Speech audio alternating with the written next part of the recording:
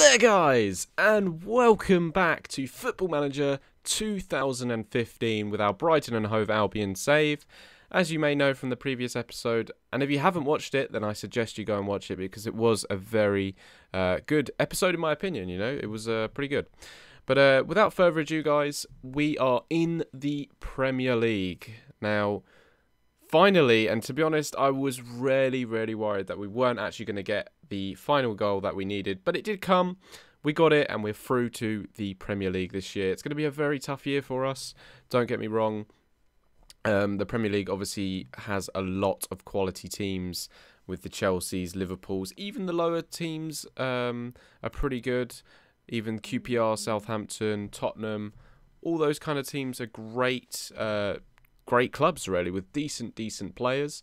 In today's episode, we're going to be focusing mainly on our transfers that we've brought in, transfers that we've let go, and there are a lot of them, let me tell you. Yeah, focusing on the squad that we've got, because to be honest, I've changed the squad around entirely. So let me go ahead and show you exactly what transfers have been made, and you might be noticing a few big ones. You might be noticing a few big ones there, and a few big ones to go out. So let's start with our incomings, I'd say. We've got Wilfred Boney from Swansea. Swansea City did get got relegated this year. So they obviously couldn't afford the wages and whatever else. He is a quality player, all-round, brilliant striker. Absolutely over the moon to get this guy. I think he's 4.5 star current ability. This guy will honestly be one of the main reasons that we stay up this year, if we do, obviously. Another good player that I brought in is Martin Odegaard. Now, you might have heard a lot of this guy. In real life, this guy's just gone to Real Madrid. He's on like 100k a week or something ridiculous. He's 16 years old. He's already got a lot of... he's already got an international appearance for Denmark at 16. He's 16. I mean, look at his stats. Generally... he's an all-round player. He will be a legend if he stays at the club, without a shadow of a doubt. We've also brought in Masadio Hedera, who's a left back, 22-year-old from Newcastle. He's a really good addition to the squad. You know, he's got a lot of ability and a lot of potential as well, and I think he's going to be able to fill that role with ease. He's on 14k per week, so not actually that much for the Premier League. But yeah, all round, very pleased with that guy. Another guy I brought in is Joe Gomez, or Gomez. He's a centre-back, but he can also play in the right-back position. He's 18 years old, and again, look at these stats. I mean, he's already rated double what I paid for him. He's only on 7k per week as well, but this guy, again, has the potential to be pretty amazing. As you can see, 5-star black potential there. Another guy is Modibo Mega. Now, this guy is a striker. I kind of brought him in as competition for Boney, just so he doesn't get too complacent. Not saying he will. But yeah, I bought him from West Ham for 1.3 million. Pretty high wages for a player that isn't actually going to feature every single game. But it needed to be done, and to be honest, if anything happens to Boney, then this guy will be more than suitable to fill the role in his absence. He is left-footed as well, and I've always had a keen likeness to left-footed strikers. Another player we bought in is a left-back, Bojan Djokic. Now, this guy is really just as a backup, really. He cost us like 650k from Crystal Palace. You probably know Crystal Palace also got relegated. I believe. Did they get relegated? Yeah, they did. They're in the Sky Bet Championship. So I thought, let's go and pick off the teams that just got relegated, because they have got some decent players, as you can see from the majority of my signings here. Another guy we bought in is actually a youngster. This guy, we bought him for 400k. I bought him last season, but he's only just recently joined us. Has got quite a little bit of potential. Hopefully we can bring him up and bring him back to the potential. I'm thinking about it. I think we overpaid for this guy. 400k for a player that's only 2.5 star potential isn't that great. But yeah, that pretty much concludes the majority of our signings. The rest of them are just youngsters. As you can see, 17-year-old. This guy looks pretty decent.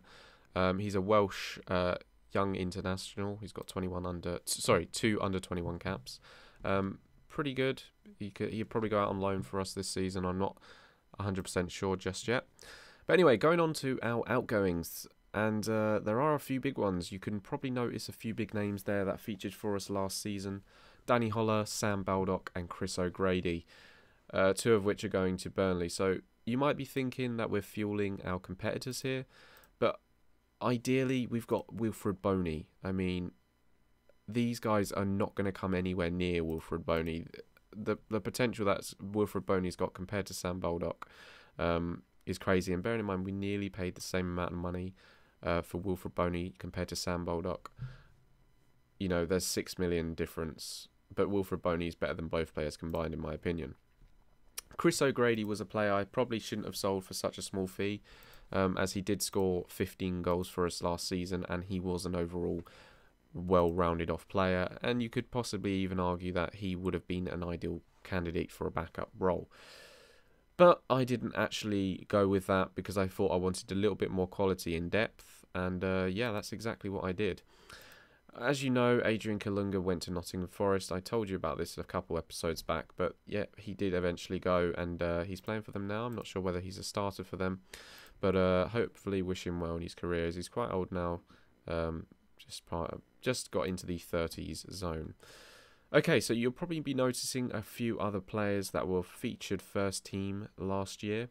Player like Paddy McCourt, Bruno, Inigo Calderon. All these players are good players, don't get me wrong. They were very good for us last year. But I just feel like for the Premier League, it's a huge step up and we're going to need quality players. So, yeah, pretty much I thought we need these guys replaced. So I just let their contracts run out as they were on pretty high wages. I believe Bruno was on 15, Inigo Calderon was on about 10 or 13k. But as you can see, I've managed to replace a guy for the same wage that's got a lot more ability, and he's very young as well. So yeah, pretty pleased overall with how everything's going. Dennis Strakularsi is still a free transfer. He's got 3-star current ability, so that's pretty good. I might even think about getting this guy back if I need to, but we'll just have to see how it goes. Whether he gets a club or not, I'm not sure either. Another couple players I've got coming in, hopefully, is Eder Alvarez Balanta. Now this guy is insane. I mean, look at his stats. They are flipping good. We've agreed a fee of 4.1 million and plus a few add-ons there as well. Another guy is Emmanuel Badu. Now this guy was to replace Daniel Holler. We've agreed a fee of £5 million, so 3 million less than what we got for Danny Holler. And to be honest, he's a lot better than Danny Holler. He really is. And he can play in the defensive midfield role as well. I've tried to get offload James Forrest, but we couldn't really get anywhere with him. I mean, he's you could argue he's young, he's got potential to improve, but I just don't see him featuring in the team, especially when we've got a good player like Stevanovic. We've also got Loire. You know, we've got a lot of competition in that kind of area. I'm definitely going to be staying the same kind of tactics this year though, because I feel like a defensive kind of counter role would be a lot better for a team that is rarely tipped and bidded to go down this year. But yeah, pretty happy overall. Today we've got our first game against QPR, so could be worse, the competition here. I would like to get off to a good start. Obviously that's not always the easiest thing, especially not in the Premier League. Now I had a guy comment about Adam Chickson, and he was quite surprised I actually sent him out on loan. Now I'm just looking, I mean, he is a good player, but he's not the kind of player that's actually going to come and compete for the left back position, especially when I've got guys like Bojan Djokic and Masadio Hedera. I mean, he's only really kind of a good player for League One sides, which isn't that great, but I will be focusing a little bit on how well he develops. I'm hoping a club will come along and kind of snap this guy up.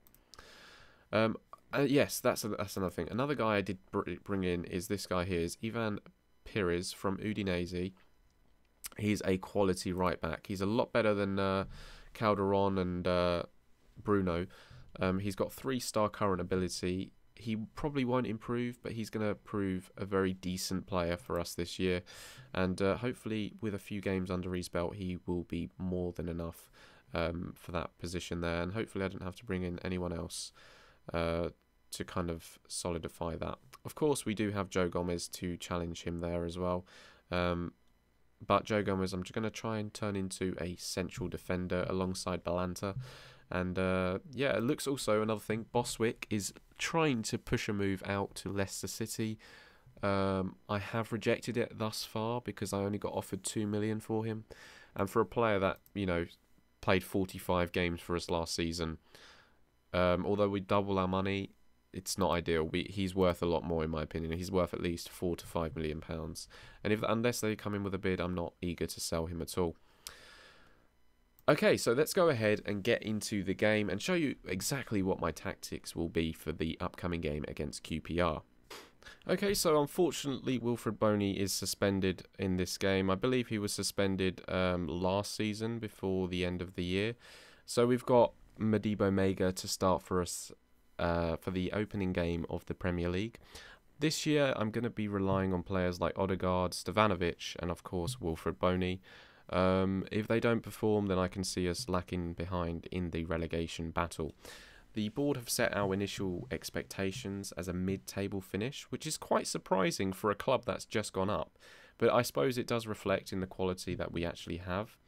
We've got some quality players here, without a shadow of a doubt. And I would expect nothing less than mid-table.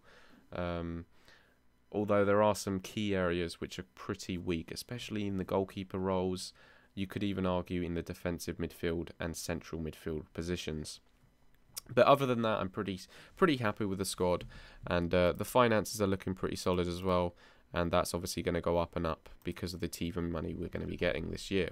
So without further ado, let's go ahead and get on into the game.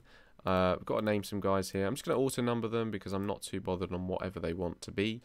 You probably will hate me for doing that, but you know, it's one of those things I just find a little bit useless in Football Manager, but it's always a nice little bit of added detail. So, how much of a boost is Iago Aspas, which is the Liverpool striker, or at least he used to be. I don't know whether he's still contracted there. No, he's not. He joined from Liverpool for 4.4 million. He went out on loan to Sevilla last year. Made 34 appearances for Sevilla, so he's got a lot of experience under his belt. He could... I can't deny things. Yeah, it makes it a little bit easier. Of course, Wilfred Boney is going to be missed. Good luck. Go and show me what you can do. Places up for grabs. If you can impress, then you're giving yourself a chance to feature in the first team later on in the season. I feel like QPR could be a challenging opposition. I'm not sure where they finished last year. But they've got some good players, and I know they have. And are they still run by? Are they still run by Harry Redknapp? I'm not too sure. I'm not that interested anyway. But you know, Harry's a good manager if he still is in charge, of course. Have we got an early opportunity here? Loire scores the first goal for us there. Is it onside? No, it's offside. Kazengwa Loire did hit the net. Unfortunately, it was offside, which is a little bit disappointing. Would have been nice to get our opening goal early on. But yeah, I'm not too worried about that. Looking pretty positive at the moment. We've got a lot of players up front, and Loire goes for this scoring again, but doesn't quite make it. Got a corner here, though. And Stevanovic, we all know, is a very good cross of the ball. Can he put anything dangerous? Not quite, unfortunately. Now, QPR have got an opportunity, and it's gone right through my whole defence, and Corker's managed to score. So that's 1-0 to QPR. A little bit unfortunate for us. Could have probably cleared it. But I guess as the first game of the season, you're not expected to be fully sharp. And as there's a lot of new faces in the team, it's going to take a lot of time to gel. But that won't stop me trying to get something from this game. I mean, we're at home. It's a favourable fixture. We should be at least scoring a couple goals here, if nothing else. Looks like QPR are having the majority of the possession. Possession and actual chances, which is quite unfortunate for us. Here's Stockdale. What's he going to do? Nothing. Brilliant. So QPR with another set piece here. Can they clear it? Stockdale manages to get 2 hands on it and keeps the ball. So yeah, overall we look pretty equal at the moment. We've both had some clear-cut opportunities, but QPR just grabbing the goal when they needed to. I suppose the Premier League experience kind of helps along the way when that comes to that kind of stuff. But come on, can we produce a goal here somewhere? Unlikely. It would be nice. I mean, we're showing signs of dangerousness, I guess. Oh, here's Odegaard. Odegaard, can he centre it in?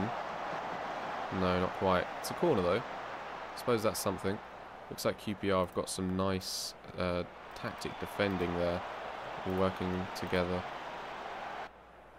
So, yeah, that's the first half. Pretty much done and over with. I'm quite disappointed that we've had a lack of opportunities, especially in the highlights. We've had a few clear-cut chances, but just nothing really to show for it, I guess. So hopefully in the second half we can really push on and push outwards and score a goal at least to draw. I'd be happy with a draw here. Wouldn't be so happy with a loss. Ivanovic has just been injured, so that's not good. Hopefully it's not too long. I have to change him again, aren't I? Tobias Mikkelsen is coming on. I was trying to set offload Mikkelsen, but no one really wanted to buy him, so I just decided to keep him. And yeah, Stevanovic had an offer come in from a Spanish team. I think it was Sevilla, but they didn't want to pay over 10 million, so I decided no on that one. Stockdale bringing it up. Here's Mikkelsen. And Pires on the ball now. Come on, guys. You can do it. Oh, what a cross there. Here's Foster-Caskey. Can he produce anything? Maiga. And McCarthy with the save there. A little bit unfortunate. Would have probably hoped Maiga could have put that in with his Premier League experience. But he doesn't. And it's still 1-0 here. Not good. Not looking good at all. Here's Loire going all the way. Not quite all the way. Had 3 clear-cut opportunities and we haven't scored a goal. Had more clear-cut opportunities than them. So yeah, first game, a little bit disappointed with the result. We've had a few shots on target, a few clear-cut opportunities, but it's just not worked for us. And I'm just going to tell aggressively that I'm not happy with that. You know, they should be trying a little bit harder to score at least. And we'll probably be kicking ourselves for that one later on, because QPR will probably be there or thereabouts come the end of the season. Before I end the episode, let me just show you the pre-season. We had a couple of games at the start where we just didn't have any fullbacks, like I mentioned before, so that was quite disappointing. But once we got a few players in, we did beat Dordrecht 4-1, and we had a couple other games where we performed pretty decently, especially against Roma there, scoring 2-1. But yeah, that's pretty much it for me in today's episode, guys. I will probably be doing another live commentary for you pretty soon. I'm not sure exactly when, but I'll definitely keep you posted. And fingers crossed we can actually manage to survive this year. There's still a lot of football to be played. 37 games left in the season. Can we survive? Let me know in the comment section down below what you think our final position in the league will be. And I'll very much look forward to hearing that. But anyway, from me for now, guys, it's over. And we will see you in the next episode. Peace.